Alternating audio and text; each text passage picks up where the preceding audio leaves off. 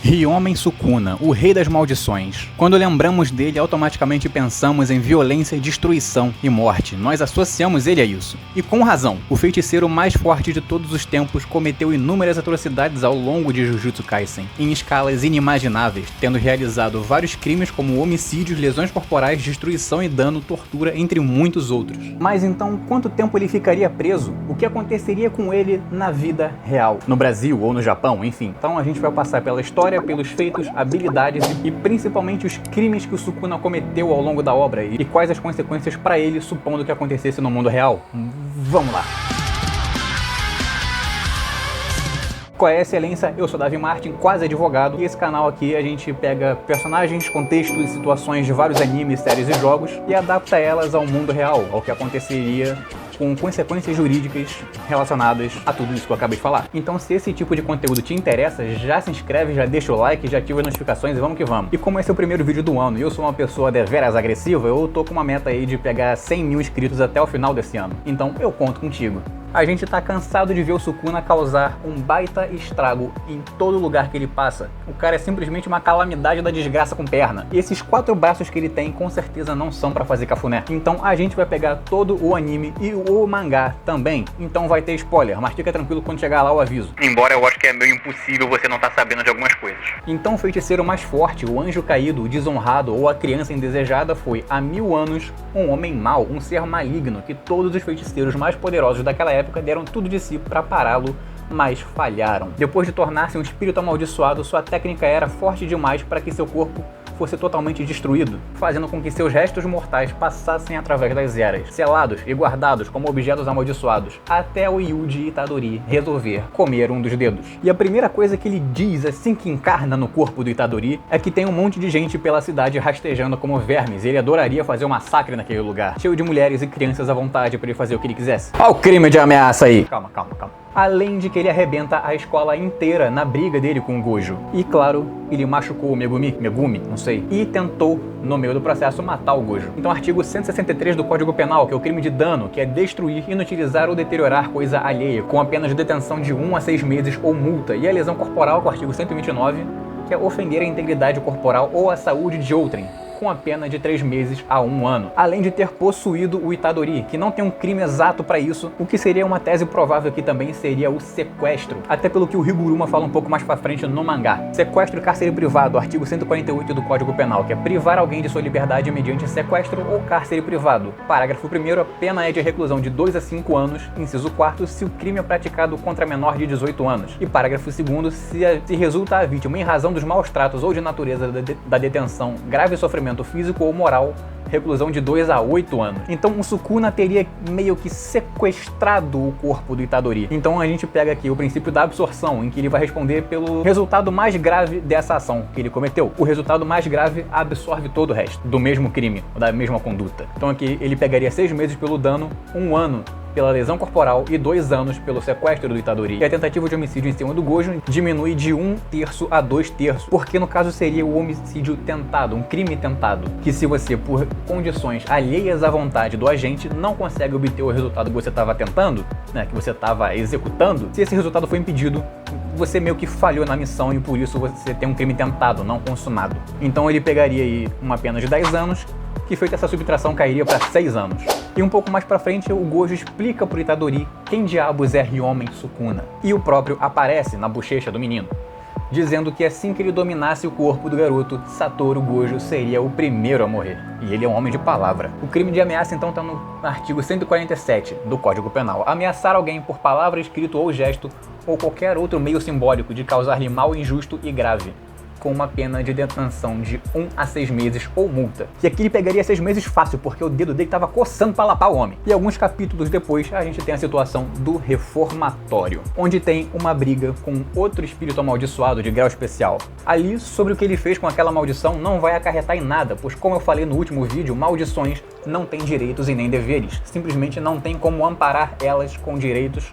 Então ele responderia só pelo dano ao local e mais nada. Mas o que acontece depois é deveras interessante. A gente vai tratar aqui da desistência voluntária e do arrependimento eficaz. que acontece com o Sukuna. Porque assim que ele arrebenta a maldição especial, ele vai atrás do Megumi, dizendo claramente que vai matar ele. E desce a caralha no menino. Muito, assim, um menino só. Uma hora o Sukuna bate, outra hora o Megumi apanha. Mas nesse momento vai acontecer o artigo 15 do Código Penal. O agente que voluntariamente desiste de prosseguir na execução ou impede que o resultado se produza, só responde pelos atos já praticados. Mas por que isso exatamente? Porque o Sukuna nota as habilidades do Megumi, que poderiam ser úteis pra ele um pouco mais pra frente. E foram. Quer dizer, não muito. Que no caso eram as 10 sombras. Especialmente o General Divino, o Marrogara. Então ele para o que estava fazendo, que era bater no Megumi, e deixa como estava, interrompendo a ação, cancelando ela, desistindo de prosseguir na execução do que ele estava fazendo, que era surrar o Megumi e matar ele no processo. E para poder tirar proveito disso mais pra frente, inclusive salvando ele em Shibuya, do soco que ele levou do Marrogara. O que faz muito sentido, né? Para enfrentar o Toji, coelhos. E para enfrentar aquele loiro bostileiro, Marrogara. Assim, bem... bom, proporcional pra caramba. E o Sukuna tem mesmo esse traço de gostar de brincar com a comida. Não é a primeira vez que a gente vê ele fazendo isso. Então aqui ele responderia só pela lesão corporal que ele causou no Megumi, de novo. E 1 ano, ele pegaria a pena máxima desse crime porque ele estava na intenção de matar o garoto. Mas é aqui que a coisa dá uma complicada por causa da fanfarragem que ele faz com o Itadori nesse mesmo contexto. Na verdade, é neste momento em que o Sukuna vence o anime. Ele ganhou a história aqui. O roteiro começou a ser totalmente dele nesse momento. E tudo isso, na verdade, tem a ver também com o Megumi. Eu consigo viver sem um coração, mas o garoto vai morrer. O Sukuna então arranca o coração do Itadori e joga fora. Igual lixo. Assim ele poderia fazer o que ele quisesse, já que se ele perdesse o controle do corpo, ou seja, o Itadori voltou a si, ele morreria na mesma hora. E por mais empático que o Yuji seja, ele não iria se suicidar dessa forma. Só que o próprio Sukuna devolve o controle do corpo pra ele depois de ver o Megumi tentando invocar o Marrogara. E vai os dois de vala. Quer dizer, mais ou menos. Porque no momento seguinte o Sukuna coloca os dois no domínio inato deles. E deixa claro que não estavam mortos. Ainda. O que significa que ele ter devolvido o corpo pro Itadori não iria matá-lo se ele realmente não quisesse, ou seja, ele tinha planejado algo para esse momento, para essa hipótese. Então ele impõe algumas condições para reviver plenamente o Itadori, que era basicamente a imposição de um pacto. Nesse pacto, se o Sukuna disser extensão ou submeta-se, o Itadori vai obrigatoriamente ceder o corpo para ele durante 1 minuto, e o Itadori impõe que nesse minuto ele não vai machucar ou matar ninguém, o que acabou sendo um pouquinho inútil no fim. E o Itadori então ele não aceita inicialmente esse acordo, e diz que queria voltar à vida sem condição, sem pacto, sem nada. Então o Sukuna propõe que eles lutariam até a morte e o vencedor decidiria as regras. Se o Itadori vencesse, ele voltaria sem condição alguma. E se o Sukuna vence, ele voltaria com o combinado anterior. E obviamente que essa luta não dura nem 1 segundo. O Itadori é partido no meio na velocidade da luz, mano. E a gente teria aqui então um crime de constrangimento ilegal. Artigo 146 do Código Penal. Constranger alguém mediante violência ou grave ameaça ou depois de haver reduzido, por qualquer meio, a capacidade de resistência dela, a não fazer o que a lei permite ou fazer o que ela não manda, com a pena de detenção de 3 meses a 1 ano ou multa. Nesses termos, somente a lei pode obrigar alguém a adotar determinado comportamento, ou então proibi-lo de agir ao seu livre-arbítrio. Constranger equivale a coagir alguém a fazer ou deixar de fazer alguma coisa. Consiste, resumidamente, no comportamento de retirar de uma pessoa a sua liberdade de autodeterminação ou de ação. Então vai existir um crime uma vez que somente ao Estado, não de modo arbitrário, mas exclusivamente por meio de lei, confere a tarefa de disciplinar a obrigação ou a proibição de condutas por seres humanos. E tem um parágrafo 2º. Além das penas cominadas, aplicam-se correspondentes à violência. E como o Sukuna meio que partiu a cabeça do moleque no meio em 0.0001 segundos, 1 ano pelo constrangimento e 1 ano pela lesão. Já no arco de Shibuya, ele chegou matando 2 garotas, né? Então, artigo 121 do Código Penal, matar alguém, que tem uma pena de 6 e 20 anos. 6 anos pra cada um e vamos que vamos. E agora o óbvio, né? Que foi o que ele fez na cidade. Dos crimes contra a humanidade. E por mais incrível que possa parecer, o que ele fez ali não foi genocídio, porque isso tem que ser causado por motivos de etnia, de nacionalidade, de religião, de ideologia ou por qualquer coisa relacionada a isso.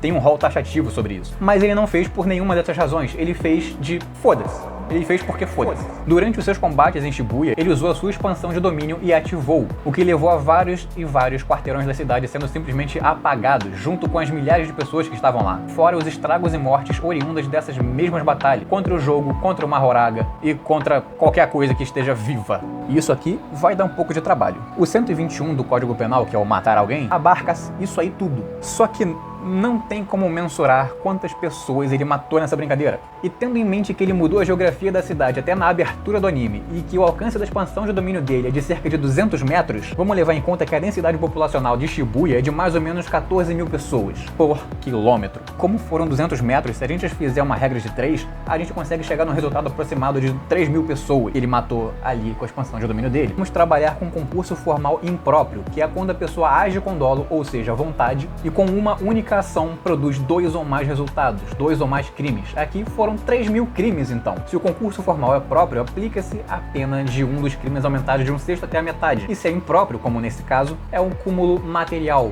ou seja, as penas serão somadas. Então, supondo que ele pegue 10 anos para cada pessoa que ele matou, até aqui seriam 30 mil anos de prisão. Que tal 30 mil likes nesse vídeo? 30 mil visualizações, 30 mil inscritos?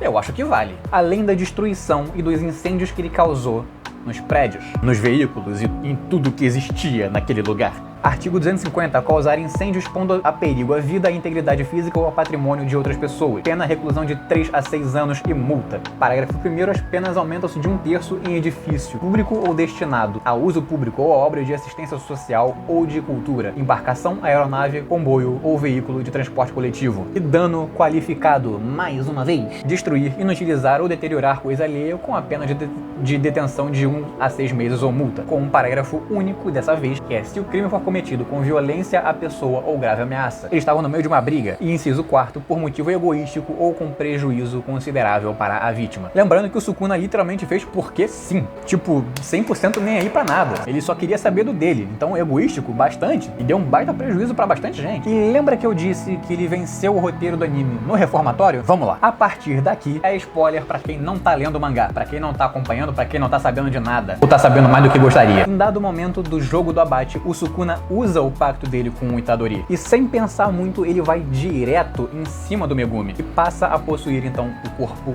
dele. E mais pra frente a gente foi saber que sim, de fato o Sukuna tinha interesse no Megumi por conta da habilidade das 10 sombras. Mas para ele conseguir possuir o Megumi, ele precisaria esperar até ele estar com o emocional abalado e o espírito enfraquecido, o que facilitaria ele entrar no corpo do Megumi e ir esmagando o seu espírito aos poucos. Quanto mais em trevas o Sukuna afogar o Megumi, mais controle ele tem sobre seu corpo e mais fortes seus poderes ficam. A gente viu na briga dele com o Itadori que a força dele foi limitada pela força de vontade restante do Megumi. Por isso, se ele tentasse possuir ele antes, ele teria jogado o esforço fora, perderia tempo e ainda voltaria a estacar zero com prejuízo ainda. E a partir daí ele ficou uns tempos minando o espírito do Megumi. E isso acontece quando ele descobre que a irmã dele, a irmã do Megumi, era um espírito reencarnado. Aquele tempo inteiro. E o Sukuna, vendo aquela cena acontecendo na frente dele, não perde tempo e já parte direto pra dentro dele. E dá uma surra no Itadori na mesma hora. Então aqui ele responderia de novo pelo sequestro. E segundo o próprio Higuruma, no capítulo do 244, dependendo do estado do corpo, a acusação poderia ser de lesão, homicídio ou vilipêndio de cadáver. E no momento do julgamento do Sukuna, ele já estava em sua forma original e o corpo do Megumi simplesmente sumiu. Então ele também matou o Megumi, com uma pena de 15 anos então. Mas antes de matar o Megumi e ir pro tribunal, ele parte de novo uma cidade ao meio e mata o honrado.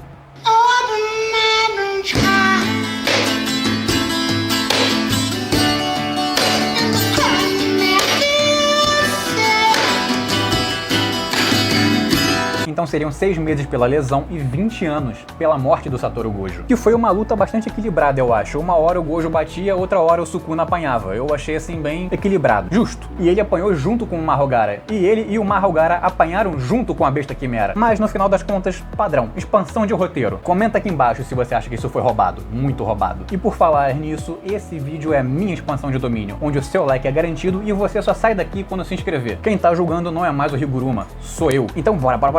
Mas então, qual seria, no final das contas, a pena final do Sukuna por tudo que ele fez? Pelo dano na escola, 6 meses. Pela lesão do Megumi, 1 ano. Pelo sequestro de Itadori, 2 anos. Pela tentativa de matar o Gojo, 6 anos. Ameaça, 6 meses. Bater no Megumi de novo, mais 2 anos. Constrangimento mais violência, 3 anos. Pelas gurias de Shibuya, 12 anos. Pelo massacre, 30 mil anos. Incêndio e causa em Shibuya, 8 anos e meio. Mataram o Megumi, 15 anos. Mataram o Gojo, 20 anos. Dano na cidade que ele matou o Gojo, 6 meses. Então, totalizando aqui, seriam 30.070 anos no total e superou a pena mais alta já vista aqui nesse canal, que foi a do primeiro vídeo, inclusive, do Orochimaru, que era a recordista até então. Mas agora com Sukuna eu duvido muito que alguém supere ele, de verdade. Então é isso, se gostou do vídeo, se inscreve, curte, compartilha, comenta muito. Eu vou ali rapidinho, quando eu voltar eu já venho.